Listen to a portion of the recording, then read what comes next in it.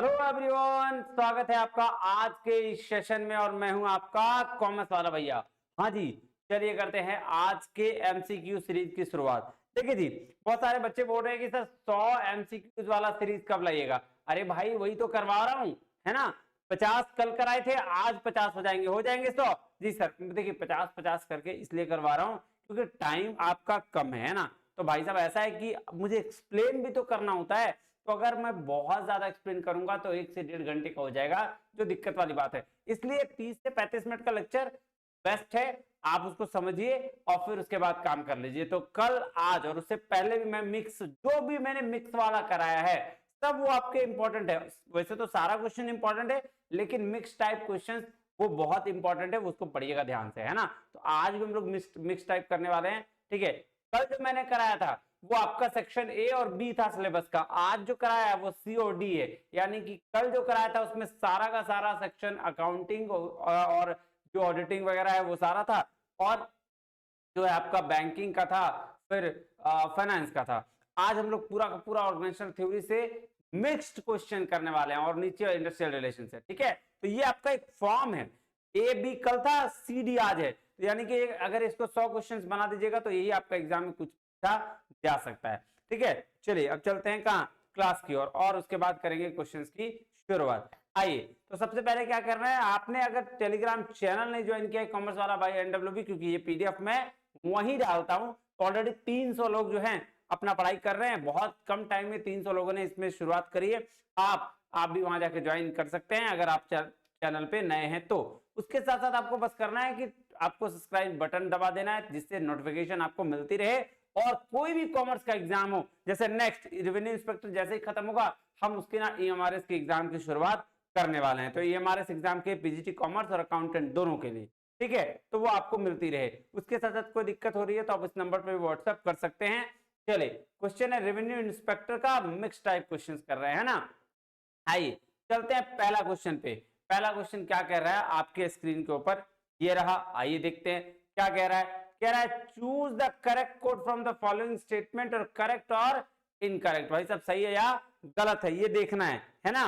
कह रहा है an identifiable group of people contributing their efforts towards attainment of goal is called organisation. इसको क्या बोलते हैं, ऑर्गेनाइजेशन। बिल्कुल सही बात है कि लक्ष्यों की प्राप्ति के लिए अपने प्रयासों में योगदान देने के लिए लोगों के एक पहचाने जाने योग्य समूह को ही तो संगठन कहते हैं। बिल्कुल सही बात है।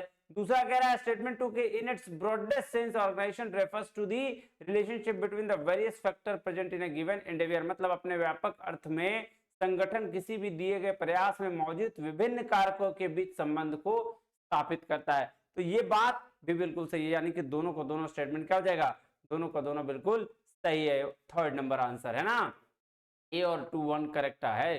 चलो क्वेश्चन नंबर 2 पे आते हैं। क्वेश्चन नंबर 2 क्या कह रहा है, critical path indicates which of the following. कौन सा क्रिटिकल पाथ को इंडिकेट करता है, पता है ये जब हम बोलते हैं ना दुर्घटना से देर भली, क्यों बोलते हैं, ताकि भाई साहब थोड़ा देर से पहुंचे, सेफ से पहुंचे। तो यहां बोल रहा है क्रिटिकल पाथ, मतलब क्रांतिक पथ बोलते हैं उसको, उसको बोलता है शॉर्टेस्ट रूट। कभी भी किसी काम को अगर कंप्लीट करना हो तो शॉर्टेस्ट रूट से अगर करिएगा तो उसको क्रिटिकल पाथ कहा जाता है, इंडिकेट किया जाता है ना। तो आंसर हो जाएगा 4। चलिए क्वेश्चन नंबर 3 में चलते हैं। कह रहा है management is a set of principle relating to its function. बात तो सही है, मैनेजमेंट क्या है, प्रिंसिपल, सेट ऑफ प्रिंसिपल है और उसके फंक्शन से रिलेटेड है, सही है। ये असर्शन बोला। रीजनिंग क्या बोला, management is essential to run all types of the organisation. बात तो बिल्कुल सही है कि मैनेजमेंट में सभी तरह के ऑर्गेनाइजेशन के को चलाने के लिए मैनेजमेंट आवश्यक है, ये बात बिल्कुल सही है। लेकिन दोनों में लिंक नहीं है। जब भी असर्शन रीजन की बात होगी आपके लिए, बात को ध्यान रखिएगा, क्या है, असर्शन रीजन से मेल खा रहा है कि नहीं। अगर मेल खा रहा है तो हम कहेंगे कि ए आर के द्वारा एक्सप्लेनेशन सही है, और अगर नहीं मेल खा रहा है तो हम कहेंगे ए और आर करेक्ट तो जरूर है लेकिन मेल नहीं खा रहा है। क्योंकि यह बात एक समझिएगा। एक बात और, दूसरा बात, असर्शन और रीजन का जब भी क्वेश्चन पूछा जाएगा आप समझिएगा हम ब्लैंक है, हमको कुछ नहीं आता है। यहां जो स्टेटमेंट कहेगा उस हिसाब से आपको काम करना है। फॉर एग्जाम्पल अगर यहां कह रहा है राम भगवान नहीं है, तो आपको इस स्टेटमेंट के हिसाब से मानना है कि राम भगवान नहीं है। लेकिन आप क्या सोचेंगे, आप सोचेंगे अरे यार राम भगवान है, ये तो गलत कह रहा है। नहीं, यहाँ आपको असर्शन और रीजन के हिसाब से मानना है कि राम भगवान नहीं है, मान लेना है तो, लेकिन उसको वो दिमाग आपके पास नहीं लगाना है, आपको यहाँ वाला दिमाग लगाना है। बात समझ रहे हैं? तो इसका आंसर हो जाएगा बी। ए और आर दोनों करेक्ट है, लेकिन राइट एक्सप्लेनेशन ए का नहीं है। क्वेश्चन नंबर 4 चलते हैं। कह रहा है functional leadership theory is associated with, किससे एसोसिएटेड है भाई, कौन बताया? तो वो है हैकमैन, वाल्टन और मैकग्रथ, ये तीनों ने इन्होंने इसको देखा था। चलिए आंसर इसका ये हो गया। क्वेश्चन नंबर 5 पे आते हैं। क्वेश्चन नंबर 5 क्या कह रहा है? Due to these experiments, time, motion and fatigue studies, a factory does not remain a factory, एक फैक्ट्री जो है वो फैक्ट्री नहीं रह जाता है, बल्कि वो कन्वर्ट हो जाता है लेबोरेटरी में। ये स्टेटमेंट जो है FW टेलर का दिया गया है, ठीक है। तो उन्होंने फैक्ट्री अप्रोच की बात की है, इंजीनियर्स अप्रोच की बात की है, तो ये असर्शन बिल्कुल सही है। कह रहा है मैनेजमेंट सक्सीड्स और fails as a human relation in business are intelligently और अनइंटेलिजेंटली हैंडल। तो बोल रहा है या तो इंटेलिजेंट तरीके से या अनइंटेलिजेंट तरीके से बिजनेस में मैनेजमेंट को हैंडल किया जाता है। ये तो बात बिल्कुल सही है, दोनों सही है, लेकिन दोनों में कोई लिंक नहीं है। तो आंसर हो जाएगा क्या? बी। चलिए आइए क्वेश्चन नंबर 6 पे चलें। जी सर, क्वेश्चन नंबर क्या है 6? कह रहा है as per the Herzberg hygiene theory of motivation which among the following is not a motivational factor, not a motivational factor बोल रहा है। तो दो हाइजीन थ्योरी में दो फैक्टर, मोटिवेशनल और हाइजीन फैक्टर। हाइजीन फैक्टर वो फैक्टर जिसके बिना काम नहीं किया जा सकता है, और आपका मोटिवेशनल फैक्टर वो फैक्टर जो मिले तो भी ठीक, नहीं मिले तो सर मिले तो बहुत बढ़िया, नहीं मिले तो कोई बात नहीं। तो यहाँ ध्यान रखिएगा। तो रिकॉग्निशन तो भैया क्या है आपका क्या बोलते हैं, ये गलत है यहाँ पे। Working condition, sir working condition है मोटिवेशनल फैक्टर नहीं, ये फैक्टर हाइजीन फैक्टर। ये मोटिवेशनल फैक्टर रिकॉग्निशन, ये मोटिवेशनल फैक्टर है, ये मोटिवेशनल है, ये है, तो ये क्या हो जाएगा? ये हो जाएगा नहीं मोटिवेशनल। तब इस क्वेश्चन के लिए आंसर क्या, कौन सा सही होगा? बी। वर्किंग कंडीशन अगर कभी भी खराब रहा, आप काम नहीं करना चाहोगे, that is called hygiene factor, ये मोटिवेशनल फैक्टर नहीं है। चलिए क्वेश्चन नंबर 7 में चलते हैं। कह रहा है assertion Herzberg believe that today motivators are tomorrow hygiene factor, ये हर्जबर्ग का कहना है आज का मोटिवेटर्स अगला दिन का क्या बोलते हैं हाइजीन फैक्टर्स बनता है। बिल्कुल सही बात है भाई, ठीक है। उसके बाद कह रहा है some job conditions operate primarily to dissatisfy the employees, बोल रहा है कुछ जॉब कंडीशन शुरू से ही जो एम्प्लॉय को डिससैटिस्फाई करते हैं व्हेन दे आर एब्सेंट, जब वो एब्सेंट हो, but there presence does not motivate them in a strong manner, लेकिन उसका प्रेजेंट जो है यानी जब वो उपस्थित रहते हैं तो उनको मोटिवेट नहीं करता है स्ट्रांग वे में। ये बात बिल्कुल सही है, तो इसको कहते हैं ए आर करते हैं, लेकिन दोनों में कोई लिंक नहीं है। इसका आंसर होगा बी, ए आर करेक्ट है, आर सही एक्सप्लेनेशन उसका नहीं है। चलिए क्वेश्चन नंबर 8 पे आते हैं। क्या कह रहा है? Which of the following statement are correct about scalar chain principle? Scalar chain principle भैया बात करता है टॉप टू बॉटम कम्युनिकेशन, है ना? बात समझ में आ रही है जी? टॉप टू बॉटम कम्युनिकेशन का क्या मतलब हुआ? टॉप टू बॉटम कम्युनिकेशन का मतलब हुआ कि भैया जो मैनेजमेंट है वो लेबर तक पहुंच जाए बात करते करते, उसको बोलते हैं टॉप टू बॉटम, है ना? बॉटम टू टॉप भी आ सकता है जी, बिल्कुल कम्युनिकेशन के लिए। क्या अब ऑप्शन पढ़िए, कह रहा दो स्टेटमेंट है। Each communication going up down must follow the position line of authority, यही तो बात बोलता है स्केलर प्रिंसिपल, बिल्कुल सही है, ये तो सही हो जाएगा। कह रहा chain of communication can not be broken under any circumstances, ऐसा कहाँ लिखा हुआ है कि जो चेन ऑफ कम्युनिकेशन है सीनियर जूनियर का वो कहीं भी ब्रोकन नहीं हो सकता, ऐसा कहीं लिखा हुआ है? सर नहीं लिखा हुआ है, तो ये गलत हो जाएगा। आंसर क्या हो जाएगा? Only is correct. चलो क्वेश्चन नंबर चलते हैं 9 में।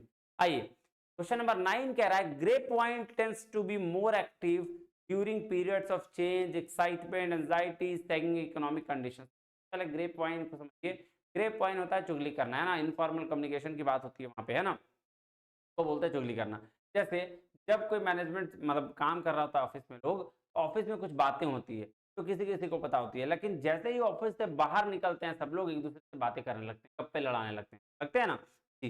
तो वही कह रहा है कि जब कोई पीरियड ऑफ चेंज हो, एक्साइटमेंट हो, एंजाइटी हो, इकोनॉमिक कंडीशन में कुछ दिक्कत हो, तो वो क्या करते हैं? वो ग्रेप वाइन करते हैं। और दूसरा स्टेटमेंट कह रहा है employ use this communication to fill the important gaps and clarify management decision, ये भी बिल्कुल सही है। असर्शन भी सही है, रीजन भी सही है, और असर्शन को ही डिफाइन भी क्या कर रहा है रीजनिंग, कैसे क्योंकि ग्रैब पॉइंट के बाद ऊपर किया गया और नीचे बोला गया कि भैया जो चीजें ऑफिस में पता नहीं होती है ना, वो बाहर मिलके क्या करते हैं लोग, डिस्कस करते हैं। जो उसका गैप है ना, इंफॉर्मेशन गैप का क्या मतलब हुआ कि उसको पता है हमको पता नहीं है, तो हम जैसे ऑफिस के बाहर निकले हमको ये बात पता चल गई, इसी को बोलते हैं इंफॉर्मेशन गैप। जी सर, ये और दोनों क्या सही है, और इसका जो है करेक्ट एक्सप्लेनेशन है, मतलब सी होगा, ए और राइट, और आर एक्सप्लेन कर रहा है ए को। चलिए क्वेश्चन नंबर 10 में आते हैं। क्वेश्चन नंबर 10 था, according to the federal contingency model leadership favourable of situations depend upon the which of the combination following, किस पे डिपेंड करता है। तो भाई साहब इसके लिए मैंने आपको बताया भी है, TRP, task relationship and power. तो किसका टास्क, किसका रिलेशनशिप, किसका पावर, तो रिलेशनशिप लीडर और मेंबर का, तो ये तो बिल्कुल सही होगा। फिर पावर ऑफ पोजीशंस लीडर का, पावर ऑफ काम किसका, टास्क स्ट्रक्चर किसका, सर डिग्री ऑफ टास्क, ये तीन चीज, ए सी और डी आपका क्या हो जाएगा आंसर। याद रखिएगा TRP, task relationship and power, federal contingency model में। चलिए क्वेश्चन नंबर 11 की ओर चलते हैं। ये ध्यान दीजिएगा, कह रहा है which of who among the following is not related to the planning function given by Taylor.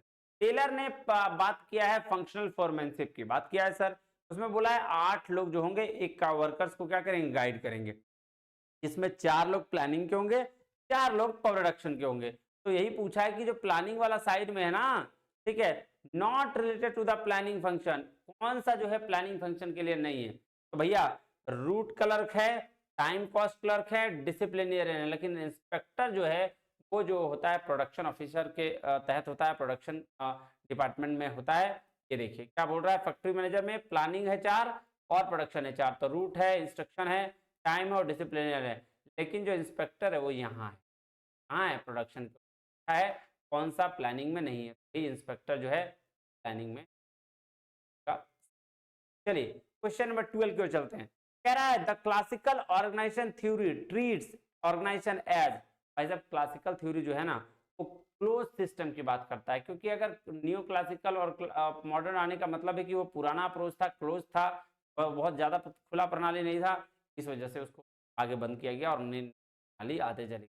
चलिए क्वेश्चन नंबर 13 में चलते हैं। कह रहा है according to the Hersey and Blanchard situational approach leadership the participating style leader has, बात बताइएगा इसका ना, आपको याद रखना पड़ेगा, टेलिंग, सेलिंग, पार्टिसिपेटिंग, डिलीगेटिंग। मैंने याद करना बताया था आपको तरीका, क्या क्या बताया था, टेलिंग, सेलिंग, पार्टिसिपेटिंग और डिलीगेटिंग, ये 4 चीजें थी। तो टेलिंग में जो था, ये देखिए टेलिंग में जो था क्या, हाई टास्क था और रिलेशनशिप लो था, ये देखिए ये और ये हाई टास्क लो रिलेशनशिप, ठीक है।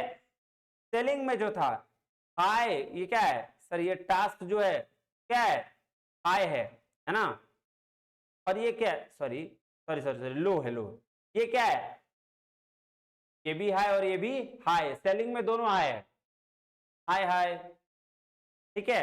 थर्ड, थर्ड क्या है, पार्टिसिपेटिंग, पार्टिसिपेटिंग में लो क्या है, टास्क लो है, लेकिन हाई क्या है, हाई रिलेशन है। तो यही तो पूछा है पार्टिसिपेटिंग में, क्या पूछा है भैया, टास्क लो और हाई रिलेशन, देखो है ना, लो टास्क, ये टास्क बता रहा है, लो टास्क और high behaviour,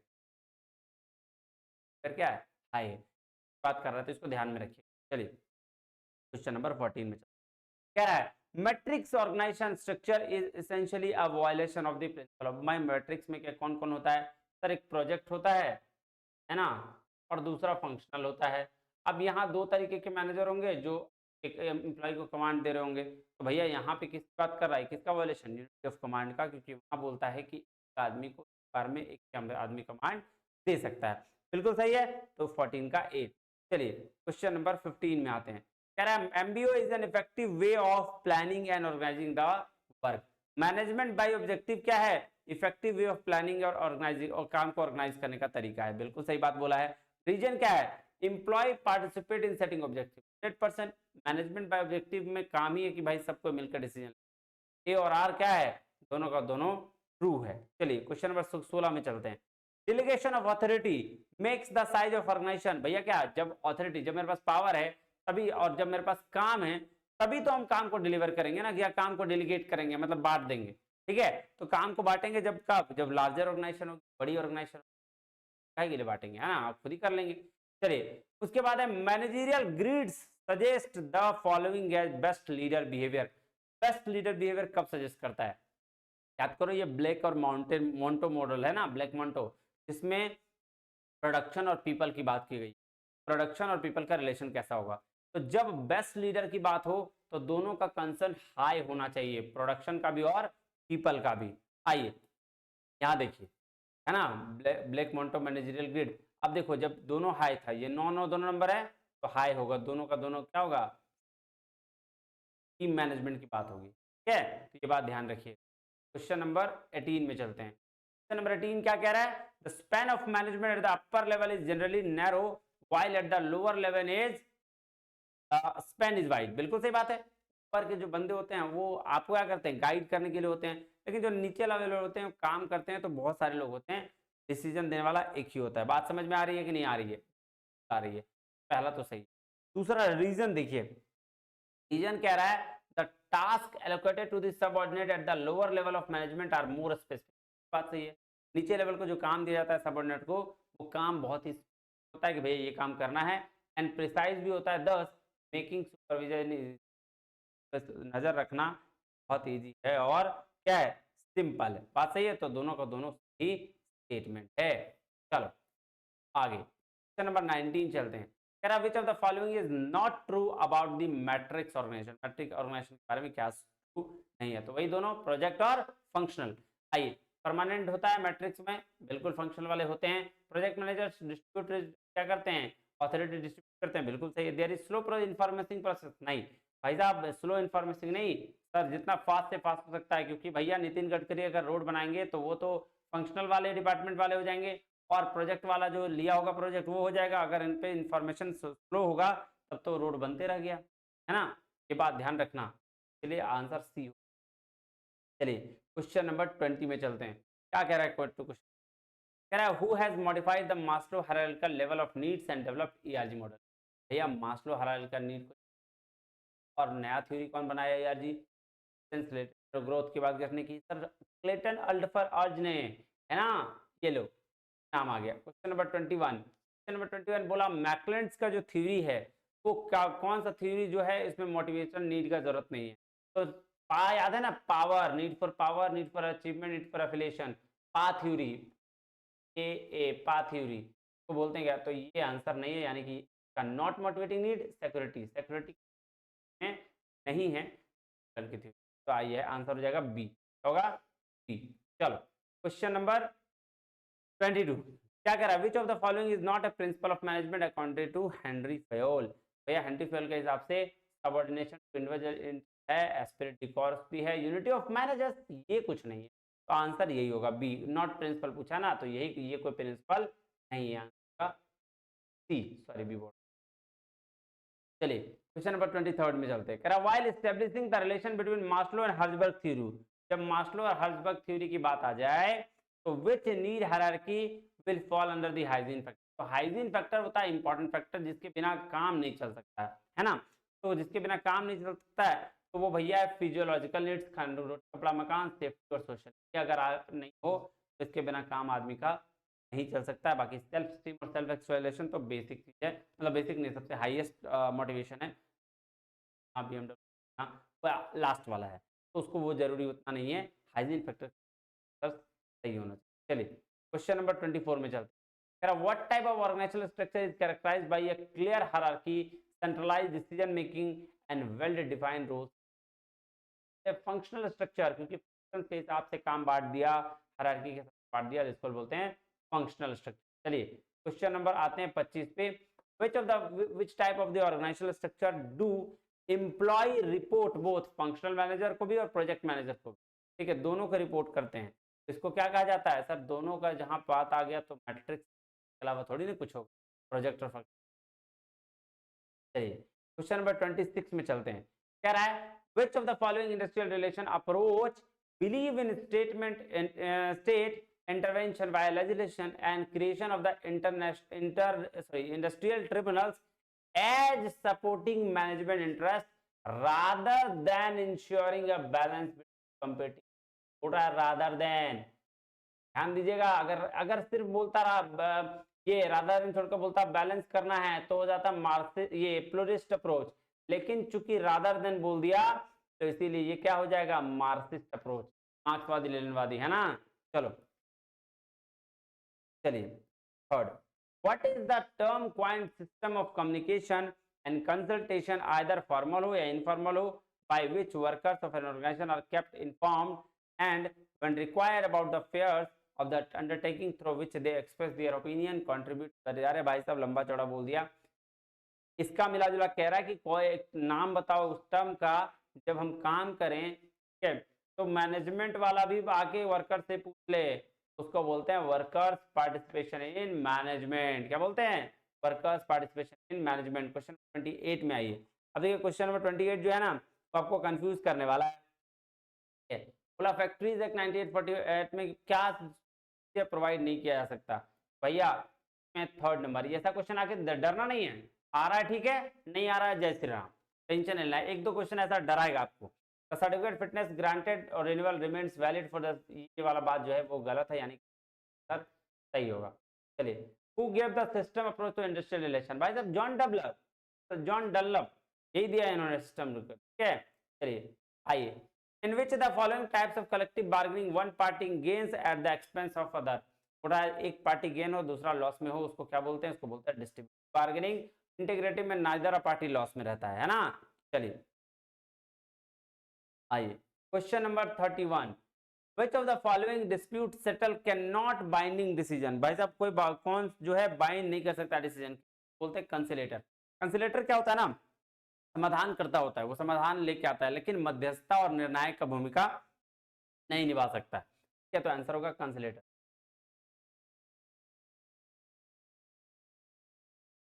ensuring the safety, safety के लिए health and welfare of the employees the primary purpose of the which of the following, कौन सा पेमेंट एक्ट के अंदर, कौन सा एक्ट के अंदर ये जो है प्राइमरी पर्पस है सेफ्टी हेल्थ और वेलफेयर डिसाइड है, तो ये होगा फैक्ट्रीज एक्ट 1948, है ना, फैक्ट्रीज एक्ट 1948। चलिए क्वेश्चन नंबर 33 में आते हैं। क्वेश्चन नंबर 33 क्या कहता है, the main characteristics of Weber bureaucracy are, Weber's का ब्यूरोक्रेसी के हिसाब से अगर बात करें तो क्या था, स्पेशलाइजेशन भी था, हायरार्की ऑफ अथॉरिटी था, system, all of the above, है ना। चल, relationship at work is source, आप देखो कह रहा है relationship at work is the source of managerial stress, stress की वजह से रिलेशनशिप एट वर्क में आता है ना, क्या मैनेजरियल स्ट्रेस। चलो question number 35, the primary goal of working participation in management, पहला गोल क्या है, प्राइमरी गोल क्या है, पहला नहीं primary goal, maximise profits for the company, क्या बात बिल्कुल सही है सर, और प्राइमरी गोल बिल्कुल सही है, सही है, नहीं सर गलत है, प्रॉफिट नहीं बनाना। वर्कर्स का कंट्रोल और डिसीजन मेकिंग जो होता है इसका, ये होता है इसका प्राइमरी गोल, क्या होता है, इनहैंसिंग वर्कर कंट्रोल और डिसीजन, ये इसका प्राइमरी गोल भाई, प्रॉफिट मैक्सिमाइज, है ना।